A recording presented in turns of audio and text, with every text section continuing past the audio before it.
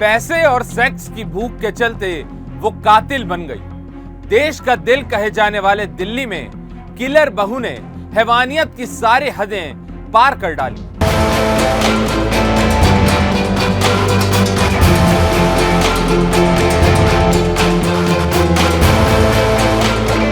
नमस्कार, लाइव हिंदुस्तान में आपका स्वागत है और मैं हूं आपके साथ अंकुश बख्शी।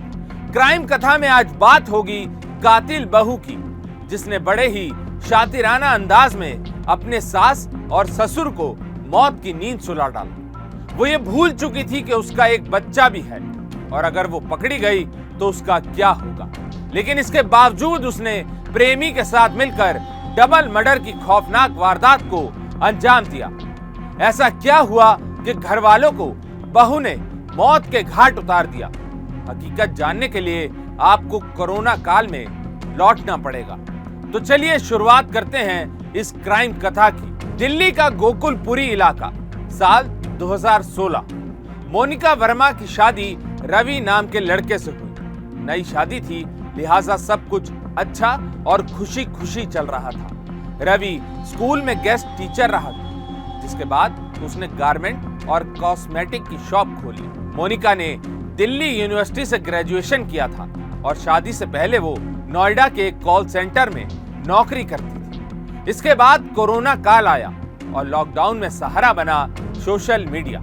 शादी और नौकरी के बाद ये पहला मौका था जब मोनिका को फुर्सत मिली थी, लिहाजा वो घर में सोशल मीडिया पर काफी एक्टिव रहने लगी। शादी के 4 साल बाद मोनिका को अकेलापन महसूस होने लगा।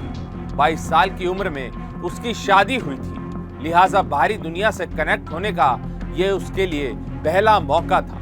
ऑनलाइन दोस्त बने और यहीं से केस में एंट्री हुई आशीष की। अगस्त 2020 में मोनिका और आशीष की दोस्ती हुई। नंबर अदला बदली हुए और चैटिंग का दौर शुरू हो गया। दोस्ती जल्द प्यार में बदली और फिर धीरे धीरे बातचीत सेक्स चैट की तब्दील हो गई। 14 फरवरी साल 2021 ये वो दिन था जब वैलेंटाइन डे के दिन दोनों होटल में पहली बार मिले। आशीष गाजियाबाद का रहने वाला था। आशीष की गर्लफ्रेंड बनकर मोनिका उसके परिवार वालों से भी मिलकर आ चुकी थी। गाजियाबाद में होटल में आशीष और मोनिका वर्मा की मुलाकातों का दौर तेज होने लगा और इसी बीच मां को पता चल गया कि लड़की शादीशुदा है और एक बच्चे की मां भी है। आशीष के घर वालों ने रिश्ते का विरोध किया, लेकिन अवैध संबंधों का दौर चलता रहा। ये दोनों प्रेमी पंछी अपने रिश्ते से पीछे हटने को तैयार नहीं थे। लेकिन एक दिन मोनिका और आशीष की सेक्स चैट को पति रवि ने देख लिया। पति पत्नी और वो के रिश्तों में भूचाल आ गया। घर वालों ने मोनिका का फोन ले लिया और उसे फीचर फोन दे डाला।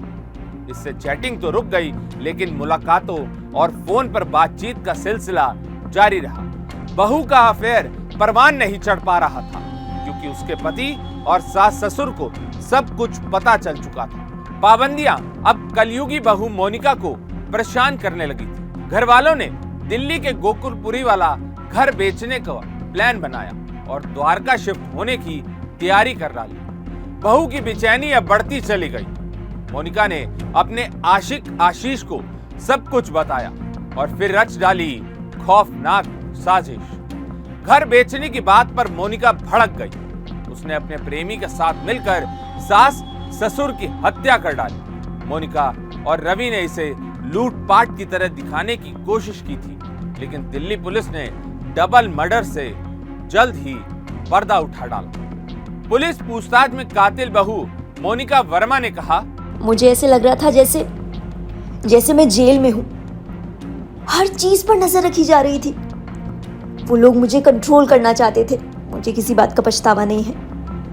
मेरी सास वीणा मुझ पर हर वक्त नजर रखती थी और इसी वजह से आए दिन हमारे घर में झगड़े होते थे।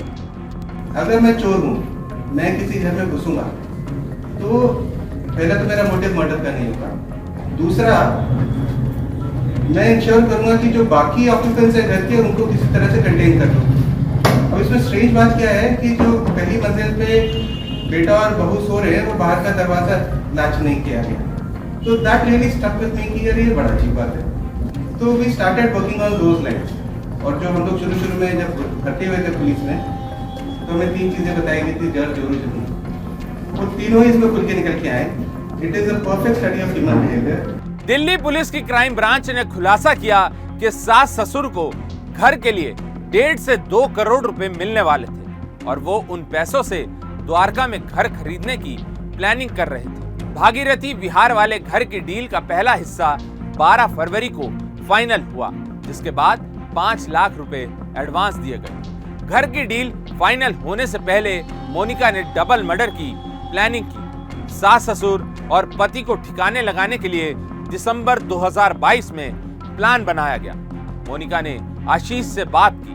20 फरवरी को वो फिर से होटल में मिले। मोनिका के पति और सास ससुर दुकान पर गए थे। इसी बीच आशीष को घर पे बुलाया गया और छत पर छुपा दिया गया। रात 10:30 बजे परिवार सोने चला गया। आशीष ने आधी रात को मोनिका को फोन कर बताया कि वो हत्या करने के लिए नीचे उतर रहा है।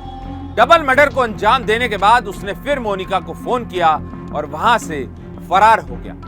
सोमवार सुबह 7 बजे खबर आई कि 2 शव गोकुलपुरी के एक घर से बरामद हुए हैं। पड़ोसियों से पूछताछ में दिल्ली पुलिस को सुराग मिला कि सास और बहू में झगड़े होते थे। पुलिस का शक अब यकीन में बदलने लगा था। मोनिका से सख्ती से पूछताछ की गई तो उसने डबल मर्डर का सच कबूल लिया। मोनिका ने पुलिस को बताया कि अगला नंबर पति रवि का था, जिसके बाद वो 1 करोड़ की प्रॉपर्टी बेचकर बॉयफ्रेंड के साथ घर बसाना चाहती थी। एक डबल मर्डर हो गया। एक सीनियर सिटीजन दंपति घर पे मृत पाए गए। दोनों के गले में चोटों के निशान थे। तो हम लोग जहाँ भी थे, जैसे भी थे, मतलब मैं भी पहुँचा, हमारी एडिशनल एसीपी मेरे साथ में बैठी हैं, संध्या मैम भी तुरंत पहुँची, SHO, ACP सारे मौके पे पहुँचे। तो जब हम लोग वहाँ पहुँचे तो थोड़ा सा कॉस्मेटिक लग रहा था, टेलू हाउ, कि कुछ अलमारी खुले हैं, कुछ बंद हैं, कुछ सामान बिक रहा है, और जहाँ सामान बिक रहा है वो भी लग रहा है सेलेक्टिवली बिक रहा है। और जो पीछे का दरवाजा है उसमें बड़ा एक मेक बिलीव का ताला था, जो कि सिर्फ घर के अंदर वालों को पता था कि ये ताला इस तरह से इजीली मैनिपुलेट होता है। तो जब उनका हम कमरा देखने गए ऊपर, तो स्ट्रेंज चीज क्या दिखाई देती है हमें कि उनके जो एक पैसे वो बता रहे हैं कि हमारे 1.5 लाख यहाँ रखे थे, वो अलमारी कमरे के बाहर थे और सेफ की चाबी भी हुई।